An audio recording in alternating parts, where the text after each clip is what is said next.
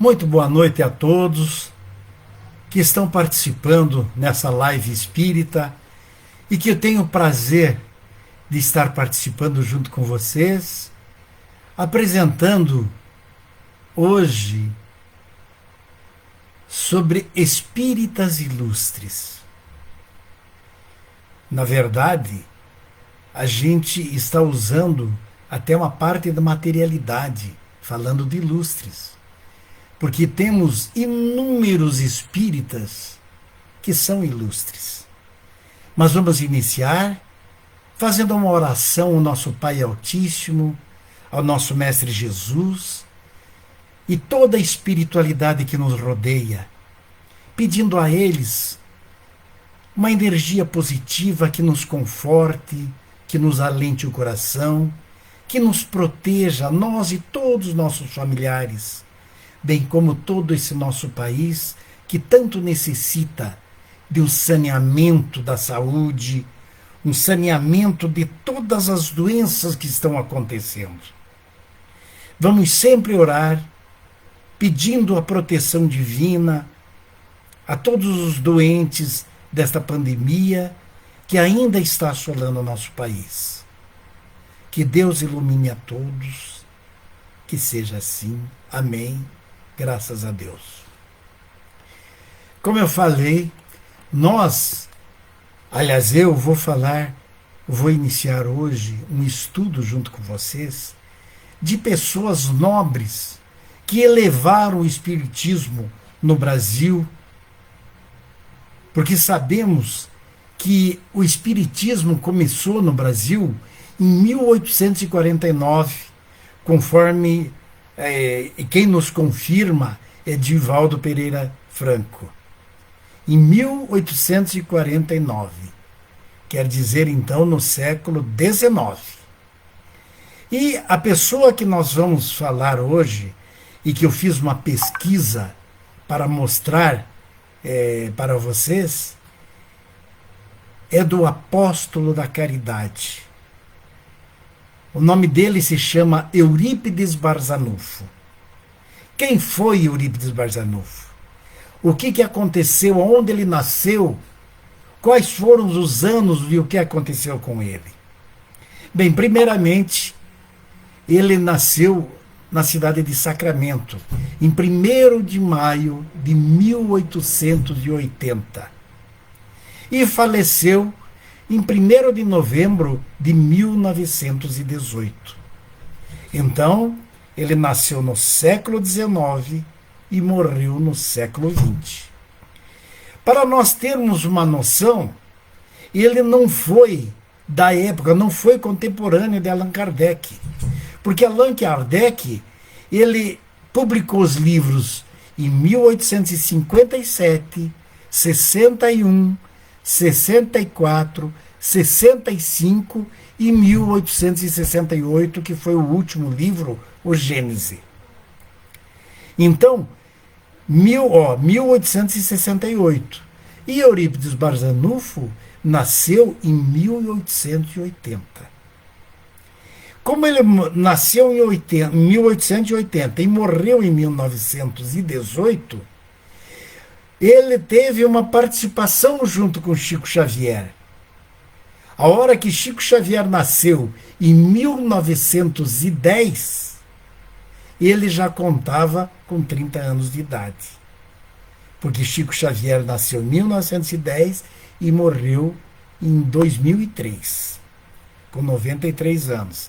Então Chico Xavier nasceu no século XX e morreu no século XXI. Mas quem foi Eurípides Barzanufo?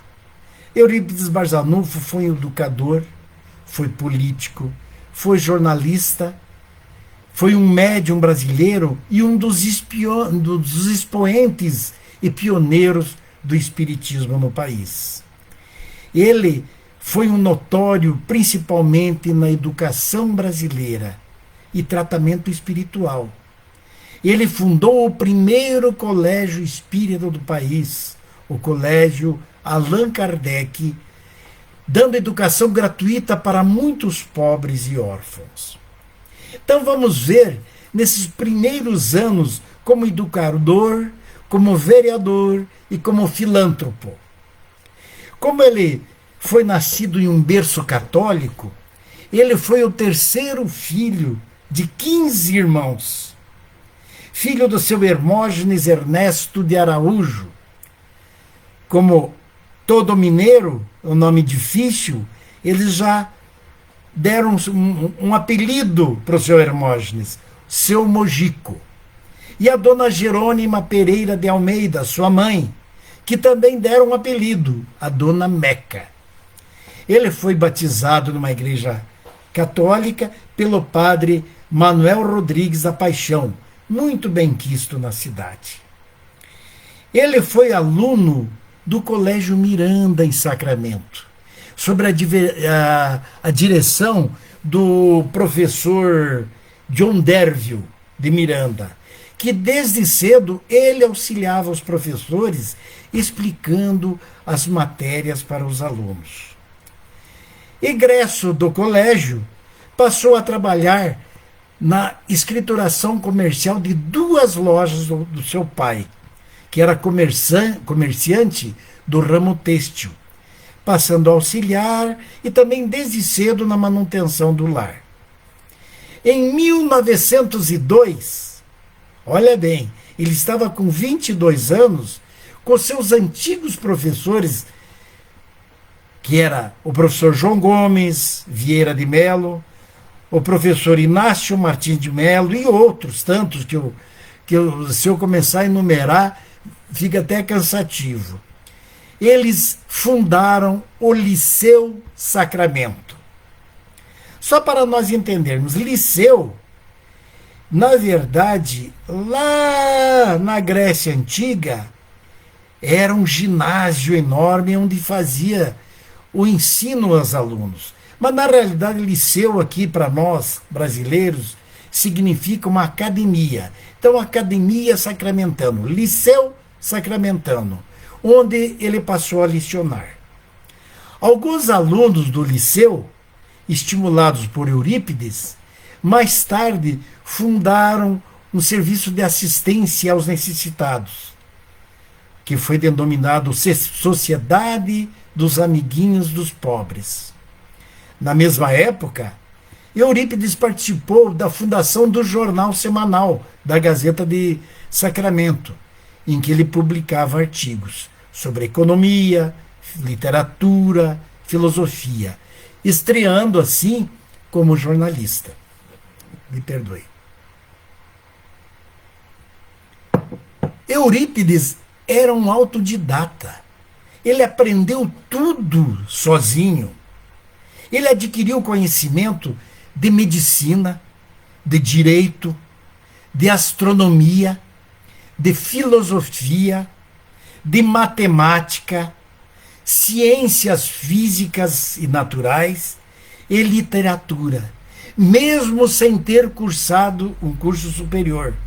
Então, para vocês verem a envergadura de um espírito desse para aquela época, que isso já faz mais de 200 anos, em que ele veio exclusivamente para aquela região, para ele ensinar a quem necessitava.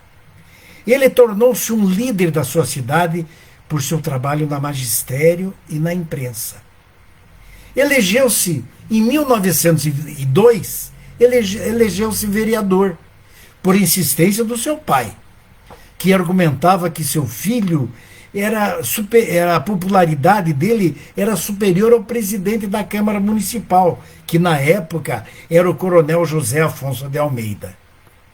Assim sendo, exerceu a vereança por 2 mandatos e durante 6 anos beneficiou a população da cidade de Sacramento com luz, porque antes só tinha candelabros, que eram lamparinas, mesmo nas ruas, com bondes elétricos, com água encanada, e também foi o que fundou o cemitério público na cidade de Sacramento. Então vocês vejam a capacidade administrativa que ele tinha, que ele fez tudo isso com 22 anos de idade. E nessa idade, ele ocupava 5 posições de alta responsabilidade na Pequena Sacramento, que era ser professor, diretor do Liceu Sacramento, vereador, jornalista e secretário da Irmandade São Vicente de Paulo, também conhecida como Conferência de São Vicente de Paulo. Então, tudo isso acontecia no seu dia a dia. Era um homem que não parava nunca, estava sempre correndo atrás de tudo para melhorar e para auxiliar ao próximo. Mas daí qual foi o contato com a doutrina dos espíritos? Como que houve isso?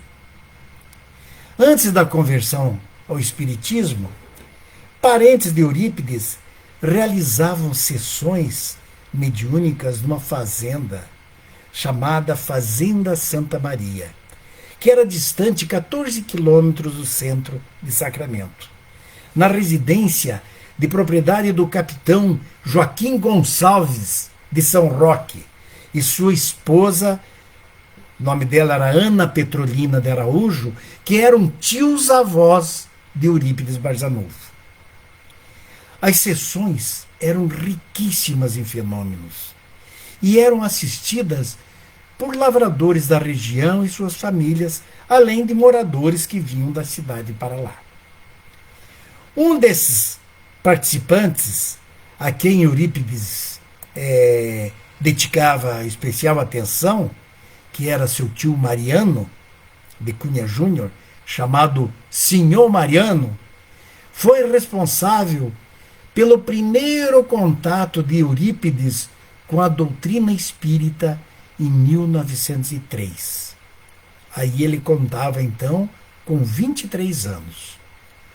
O tio era materialista convicto, passara a espírita, e chamou a atenção do sobrinho Eurípides, que recebeu de presente das mãos dele a obra Depois da Morte, de Leon Denis. Olha que interessante. Leon Denis foi contemporâneo de Eurípides Barzanufo, porque Leon Denis nasceu em 1846 e morreu em 1927, morreu depois de Eurípides. E Eurípides encontra, nesse livro de Leon Denis, sobre a vida e a morte, o que lhe parece incorretos. E encontra na reencarnação, principalmente, as explicações racionais acerca da responsabilidade de cada um e a causa para os desequilíbrios físicos, morais e sociais, fundamentando assim a filosofia espírita no seu coração e na sua mente. Mas mesmo com algumas dúvidas, Barzanufo comparece às sessões espíritas e, ao ver que analfabetos incorporados falavam línguas diferentes e proferindo conceitos filosóficos com grande amplitude de conhecimento, o que ele faz? Ele prontifica-se, a partir dali, a pesquisar o assunto, antecipando já grandes realizações no esclarecimento e amparo aos necessitados. Logo na primeira sessão, que ele participa na Fazenda Santa Maria, um de seus parentes, de nome Aristides, analfabeto, recebe, me perdoe, bati na câmera, recebe um desafio mental de Eurípides, que dizia o seguinte: se é verdade que os mortos podem se manifestar, e se esta é uma casa de Deus, eu gostaria que João Evangelista me explicasse as bem-aventuranças. O parente, que jamais frequentara uma escola, fez a mais linda explanação bíblica que Eurípides havia ouvido sobre bem-aventuranças, à luz da lei do amor, da lei da encarnação e da lei do progresso. Com isso, ele ficou estupefato. Disse, mas caramba, esse tio Aristides nunca estudou, como é que pode ele ter tanto sapiência, tanto saber?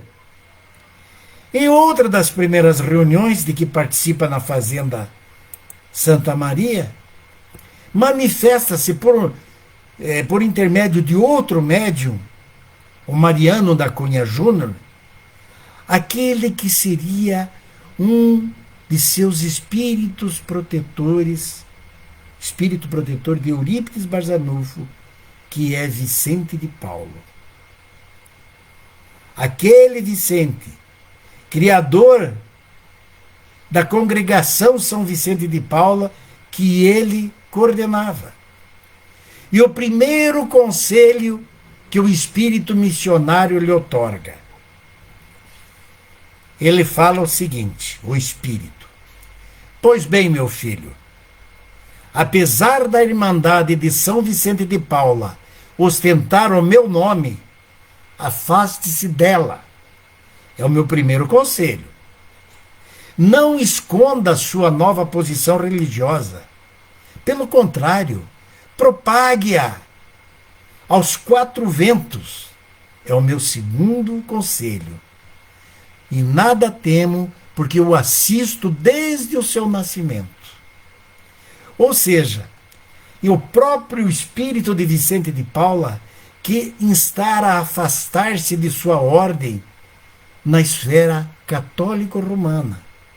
A estrada de Damasco de Eurípides Barçanufo foi, sem dúvida, a Fazenda Santa Maria, que iluminou esse espírito, mostrando que realmente qual era o caminho que ele deveria caminhar. Então, tem início as manifestações do seu parapsiquismo, do mediunismo e animismo. E ao tentar explicar para os companheiros, familiares católicos, ele foi rechaçado. Contudo, perseverou. Chegou a pedir perdão a seu tio Mariano por tê-lo ridicularizado anteriormente quanto à sua fé espírita, a hora que ele falou sobre as bem-aventuranças. E ocorreu daí uma transformação na sua vida particular. Primeiro, ele mudou-se da casa de seus pais e despediu-se daquele padre Antônio Teodoro de Rocha Maia, que foi o que o batizou. Jamais Eurípides erguia a voz a seus opositores ferrenhos, notadamente aos padres, que viam as igrejas esvaziadas, mesmo aos domingos, e iniciaram uma campanha contra o médium. Nesse tempo, nesse ínterim, ele fundou o Grupo Espírita Esperança e Caridade, em 1905, quando ele constava com 25 anos. Além de realizar reuniões mediúnicas e doutrinárias, também prestava auxílio aos mais necessitados. E lá, junto, ele instalou a farmácia homeopática e alopata, denominada pelo povo de farmácia Seuripe, corruptela do seu Eurípides, né? Então tinha essa farmácia também. Daí nós passamos para uma nova fase, a fundação do Colégio Allan Kardec. Como o Liceu Sacramento era uma escola ou uma academia em que ensinava primeiros e segundo grau, e com a conversão ao espiritismo, ficaram difíceis as situações. Os alunos rarearam, os móveis foram recolhidos e o prédio foi requisitado pelos proprietários. Conforme relata os amigos dele, que era a dona Corina e seu Armilon, no auge do desalento, Eurípides recebe a visita de um espírito de alta envergadura, Mas devido à situação ruim que ele estava passando, ele pensou que era um espírito mistificador. Mas o espírito visitante insiste. Deixa um médium inconsciente e escreve por seu intermédio. Olha que escrita e qual espírito que deixa essa mensagem para Eurípides. Falando o seguinte: meu filho, não feche a escola. Apague a placa de nome Liceu Sacramento, que aguarda resquícios da vaidade humana, e coloque Colégio Allan Kardec. Dê aulas do Evangelho do meu filho às quarta-feiras e monte um curso de astronomia. E repetiu: monte um curso de astronomia. O novo colégio terá proteção do meu manto de amor. Assinado Maria, serva de Deus. Então, me perdoe, Eurípides se sentiu altamente protegido. E em 31 de janeiro de 1907, com 27 anos, ele cria o Colégio Allan Kardec, lá em Sacramento, onde os alunos teriam aulas de Evangelho, do Evangelho de Jesus à luz da doutrina espírita, e ainda de astronomia. Então, olha que impressionante a capacidade de conhecimento e de espírito de Eurípides Barzanufo, que além dele ministrar, aliás, estar como diretor do colégio, ele ministrava aula de matemática, geometria, aritmética, trigonometria, ciências naturais, botânica, geologia e paleontologia, português, francês, astronomia, inglês e castelhano. É impressionante, mas ele baseava-se principalmente pela orientação pedagógica de Pestalozzi. Vocês lembram quem era Pestalozzi? Pestalozzi foi um suíço, que na verdade o nome dele verdadeiro é Johann Heinrich Pestalozzi, que viveu no século XVIII e XIX, que ele nasceu em 1846 e morreu em 1827. O que Pestalozzi fez? Ele incorporou o afeto nas aulas, nas salas de aula. Com isso, Eurípides utilizou isso. Ele, visto que ele se fazia amigos dos alunos e não apenas mestre.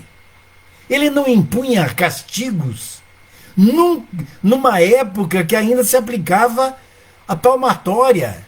Vocês já devem ter ouvido falar da palmatória, quando o aluno não sabia a resposta do aprendizado, ele estendia as mãos para o professor e o professor batia com a palmatória como castigo. Ele não se limitava a transferir conhecimentos aos alunos, mas educava-os no caminho do bem e criou a Associação dos Amiguinhos dos Pobres juntos com os jovens, que faziam leilões aos sábados para arrecadar com parentes e amigos livros, frutas e objetos. E além disso, ele gostava de lecionar manuseando sempre o livro da natureza, tanto de astronomia como as demais ciências naturais. O ex-aluno de Eurípides, chamado Antenor Germano, relatou ao autor do livro Eurípides Barzanufo, o Apóstolo da Caridade, o autor se chama Jorge Rizzini. Antenor falou para o Jorge que era comum ver visitantes externos interrogarem os alunos, quando dos exames finais, sobre alguns pontos para ver como é que estava o aprendizado dos alunos. E numa oportunidade, levantou-se um senhor com um anel no dedo, de doutor, e perguntou ao aluno Antônio Pinto Velada a discorrer sobre a pequena grande circulação do sangue. O desconhecido elogiou-o. Depois, arguiu uma aluna sobre a respiração, e ela o satisfez totalmente. E esse consulente fez uma nova pergunta ao antenor sobre a composição química do sangue. De braços cruzados, o examinador afirma que não concordava com o aluno, o que Eurípides confirmou a resposta. Mas o aluno não resistiu. Não ficou contente de o Eurípides simplesmente confirmar o que ele sabia. Pegou o compêndio de ciências naturais e abriu justamente na página que tratava a questão, levando às vistas do doutor visitante, que teve que concordar. Daí, passado toda essa época, vem a fase do mediunato dele e das curas. Eurípides sempre foi prevenido pelos espíritos acerca das perseguições e incompreensões de adversários e mesmo de parentes e amigos. Isso seria uma espécie de chancela dos espíritos de sua missão, e que agora em outra vertente, porque ele já começou a curar. E a primeira cura realizada de Eurípides foi de um tal senhor Carlos. E Eurípides pergunta ao tio Mariano onde morava o senhor Carlos. E o tio Mariano informa a Eurípides que ele morava num caminho ermo da mata. Ninguém o visitava, dada a sua condição de leproso. Ele era anceniano. Daí o tio perguntou, mas por que quer saber? Perguntou o tio. E Eurípides respondeu, porque o Carlos está há 3 dias sem comer e beber, e nada tem. Temos que visitá-lo imediatamente, respondeu Eurípides. Essa era uma das características da mediunidade de Eurípides. Chegava aos lugares para realizar algum tratamento ou cura sem sequer ser chamado. Com a abertura da farmácia espírita Esperança e Caridade, com a ajuda do seu pai Mojico e de Frederico Peiró e outros amigos, beneficia ainda mais os doentes. No preparo dos remédios na farmácia, quem que fazia? Auxiliar a sua mãe, a dona Meca, além de suas irmãs, e a dona Amália Ferreira Melo, que foi a grande missionária que se tornou a sua secretária. Depois disso, a farmácia foi transferida para a Chácara Triângulo, para onde hoje se localiza o Recanto da Prece, atualmente, que foi dirigido pelas sobrinhas de Eurípides, que foi a Egorina Cunha e a Nizinha Cunha. Daí em diante, ele passa a receitar e curar também, sob orientação do espírito Bezerra de Menezes. E sua farmácia é cada vez mais procurada, numa época em que a medicina detinha poucos recursos, e as pessoas não possuíam recurso algum também para comprar. E uma das mediunidades extraordinárias de Eurípides Barzanufo era de desdobramento e de bicorporeidade. Como que funcionava isso? Eu vou contar um dos acontecimentos sobre um parto que ele realizou em um dos transes da espécie. Ele estava na sala do Colégio Allan Kardec e avisou os alunos, que o marido de uma senhora a quem ele acabara de realizar o parto em desdobramento espiritual, estava chegando a cavalo em roupa de montaria e pediu aos jovens que se levantassem assim que ele entrasse na sala. Nesse exato momento, o homem esbaforido, pedindo que queria falar com o professor Barzanufo, fosse correndo fazer o parto da esposa. Eurípides chegou e comunicou-lhe que já tinha realizado o parto e que tanto a mãe como a criança estava passando tudo bem. O homem não se convenceu. Redarguiu que não o tinha visto a caminho da fazenda até o colégio e insistiu que Eurípides fosse com ele até a fazenda. Assim que chegaram na fazenda, a mamãe novinha lá, parturiente, exclamou: "Ô, senhor Eurípides, não precisava vir de novo. Eu e o bebê estamos passando bem." E o professor regressou, então, ao colégio para dar continuidade à aula. Os fenômenos envolvendo Eurípides Barzanufo não têm comparação do espiritismo, senão como Chico Xavier, que, aliás, psicografou várias mensagens dele após o seu desencarne. Então, que psicografou várias mensagens de Eurípides Barzanufo depois do desencarne dele. Em outra oportunidade, a senhora Dolimar, que é uma mulher que estava à beira da morte, pediu para o esposo ir na farmácia do seu Eurípides buscar-se um remédio, porque ela estava quase morrendo. O companheiro enrolou uma garrafa e foi, pôs a caminho a cavalo. Mas no caminho parou num bar, bebeu e acabou adormecendo. O que ele fez? Pegou a garrafa,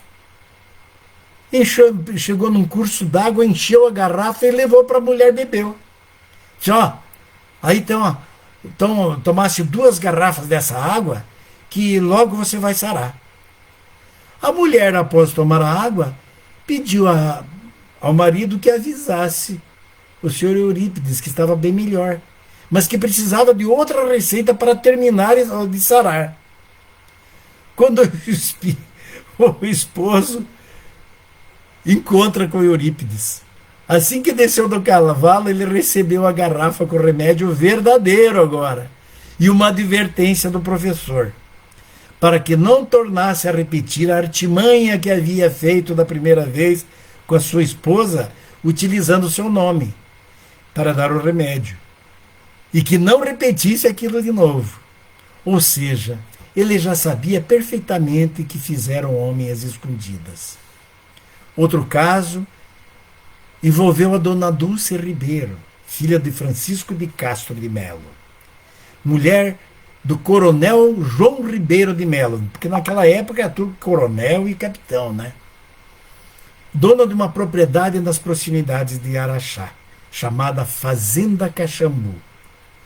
O coronel tinha relacionamento com Eurípides, e tamanha confiança que o parto de suas filhas Marieta foi feito por ele em Sacramento, e pediu que o parto de Dulce também fosse feito por Eurípides. Entretanto, a criança dava sinais de nascimento prematuro, e a posição do feto não favorecia o parto. Além de começar a rezar, mandou o capataz e o filho buscar a galope Eurípides. Quando chegaram e viram Eurípides, o professor veio com o remédio na mão e entregou ao capataz e disse: "Pode voltar. Eu já assisti ao nascimento da Dulce. Leve o remédio e as 2 estão passando bem."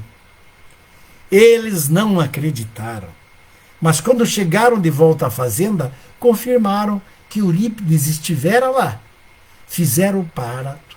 Assim que recebeu o chamamento pela prece, o espírito de Eurípides Barzanufo deslocou-se até a fazenda Caxambu, deixando o corpo em Sacramento. Materializou-se no fenômeno de bicorporeidade. Realizou o parto, assistido por Bezerra de Menezes, e tornou a Sacramento. O fato é testemunhado pelo neto do coronel José Ribeiro de Melo no filme de Oceano Vieira de Melo, que está passando atualmente nos cinemas.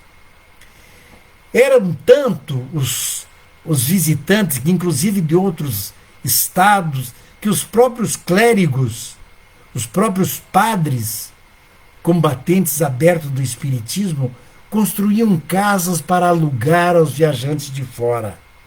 A exemplo do padre Pedro Ludovico de Santa Cruz, da Igreja Matriz, e do extinto Liceu Sacramento, que construía casas para transformar em pensões e, naturalmente, fazer dinheiro em razão das atividades de Eurípides. Então, diversos fenômenos parapsíquicos marcaram a vida de Eurípides, que não se anegava a ajudar onde necessário. Jamais cobrou pelas suas curas de varicela, tuberculose, hanseníase, tumores, gangrenas, nem mesmo recebia doações de quem tivesse posse, a não ser para obras do colégio e os trabalhos de assistência espiritual e da farmácia. Daí veio as perseguições.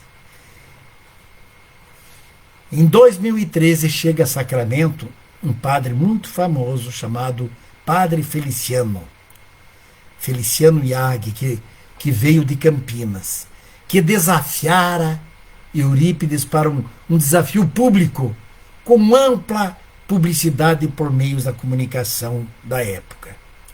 Em um sermão, o padre fizera ataque direto a Eurípides, que mal sabia que Eurípides assistiu o seu sermão em desdobramento. E Eurípides é avisado, mas já sabia de tudo.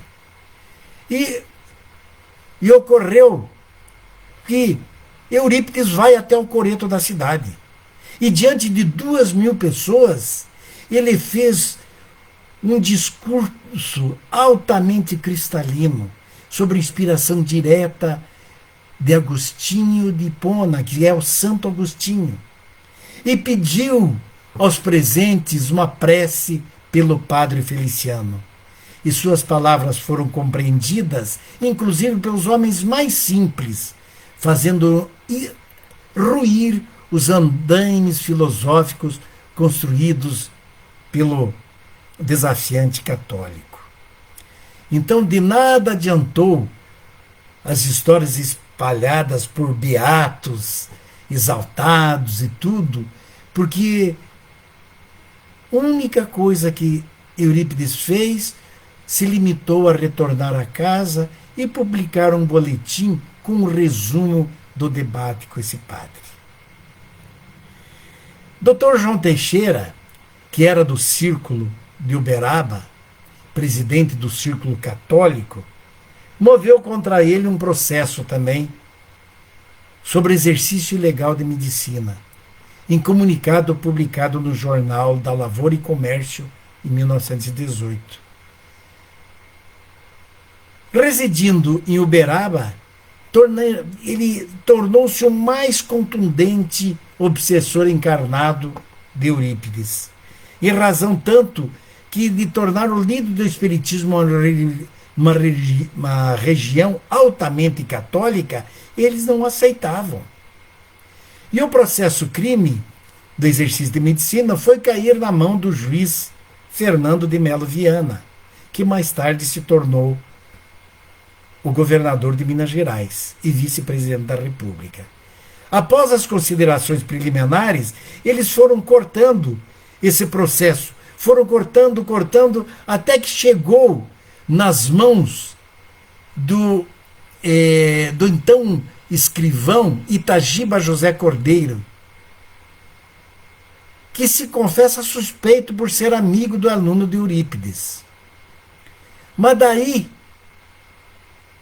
chegou o juiz de paz, Vespasiano Augusto, que recusa totalmente a denúncia contra Eurípides, alegando serem deficientes as informações. E assim, o Jornal da Lavoura e Comércio informa que João Teixeira, que era o grande opositor de Eurípides, informa que retirava-se à vida privada, nunca mais intrometendo em assuntos da diocese, e libera totalmente Eurípides. Estamos quase chegando no final. Temos simplesmente agora o trabalho incessante e a época da gripe espanhola. As farmácias, o Colégio Kardec e o Grupo Espírita Esperança e Caridade foram apenas algumas das obras desse homem chamado o Apóstolo do Triângulo Mineiro. Em 25 de abril de 1918, Eurípides entra em estado alterado de consciência. E Dona Amália, já acostumada, anota o que ele irá narrar. E seu mentor espiritual, Vicente de Paula, avisa-lhe que a sua missão na Terra está concluída. E, nessa época, ele é acometido pela gripe espanhola. E fica desde o mês de abril até o mês de novembro, quando ele morreu, que ele morreu dia 1º de novembro de 1918. E terminando a história desse eminente espírita, mesmo acometido de moléstia, que é uma moléstia arrasadora para boa parte da população brasileira naquela época, Eurípides não parou de atender aos que necessitavam. Então, essa é a história de Eurípides Barzanufo, o apóstolo da caridade, o apóstolo do Triângulo Mineiro, que fez tanto numa época conturbada e difícil para toda a população. Que seu espírito sempre esteja iluminando a todos nós. Que ele nos ilumine em nossos conhecimentos. Como disse Kardec, espíritas, primeiro mandamento, amai-vos. Segundo mandamento, instruí-vos. Porque é através da instrução que nós aumentamos a nossa capacidade intelectual, podendo auxiliar o nosso próximo, como diz o Evangelho de Jesus. Muito obrigado a todos vocês, obrigado pela paciência desses 40 minutos. E estaremos nos preparando para o próximo ilustre espírita para explicar para vocês. Muito obrigado e que Deus os abençoe e que os ilumine, dando uma noite agradável de sono nesse 1º de setembro de 2020. Muito obrigado e boa noite.